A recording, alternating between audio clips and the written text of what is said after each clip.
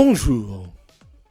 Fait plutôt rare hier, l'ensemble des syndicats policiers appelaient à une mobilisation nationale et fait incroyable du jamais vu dans la Ve République et même avant, un ministre, celui de l'Intérieur, Gérald Darmanin, s'est joint au rassemblement organisé par les forces de l'ordre devant l'Assemblée nationale à Paris. L'accueil chahuté du ministre, dont personne ne parle, témoigne que la place du pouvoir n'est pas dans la contestation, mais dans l'action.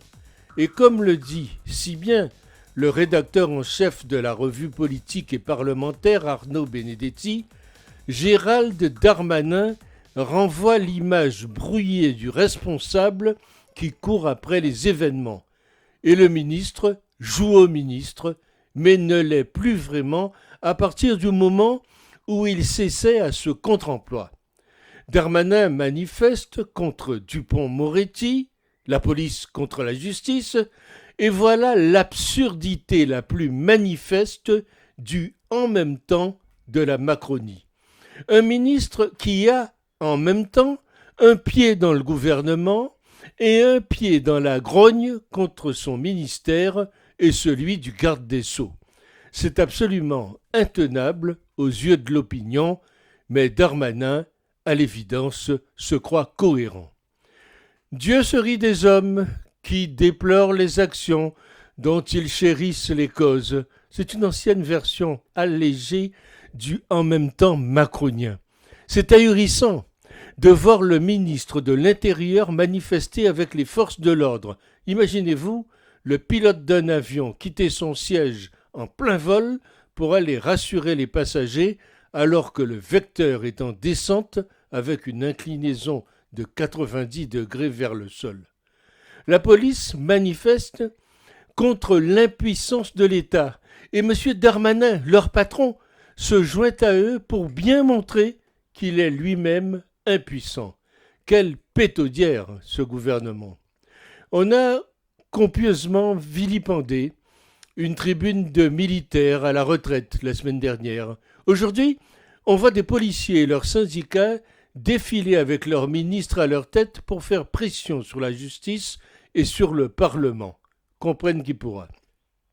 M. Darmanin, placé derrière ses bleus, règle ses comptes avec Dupond-Moretti, parti placardé dans le Nord où il est candidat. Le politique n'assume pas ses propres choix, d'où cette pantalonnade. C'est surréaliste sa présence. Ça veut dire une non-présence à la tête du ministère, une déliquescence du pouvoir. Ministre de l'Intérieur contre le ministre de la Justice du même gouvernement, du jamais vu. Juge et parti, un ministre qui se joint à une manif qui proteste contre une politique qu'il met lui-même en œuvre avec la République en marche, on aura tout vu. Darmanin manifeste contre Darmanin. Mais ce pays est gouverné par qui au juste? La foire à la récup, on a vu. Pendant ce temps-là, on ne parle pas des causes premières de la montée de la violence dans le pays. De haut en bas de la République, on assiste à une débandade. Plus rien ne tient, plus rien n'est sûr, sauf les impôts et les amendes à 135 €. Plus rien. Non, l'armée est prête à soutenir un gouvernement chancelant, indécis, rassemblant des morceaux de France et de peuple pour franchir les sommets électoraux. Ce Darmanin, en fait, n'est que posture et rien d'autre. Comme on disait dans les campagnes en parlant de ses aïeuls, celui-là, il n'a pas fait l'ENA. Comme le souligne Arnaud Benedetti, il y a comme une contradiction chez ce receveur de petites faveurs. Il est ministre, donc censé prendre les mesures ad hoc pour équiper, doter et protéger ses troupes, et hier après-midi, il manifestait contre le ministre de l'Intérieur, c'est-à-dire lui-même, allez comprendre. Mais il faut aller au fond.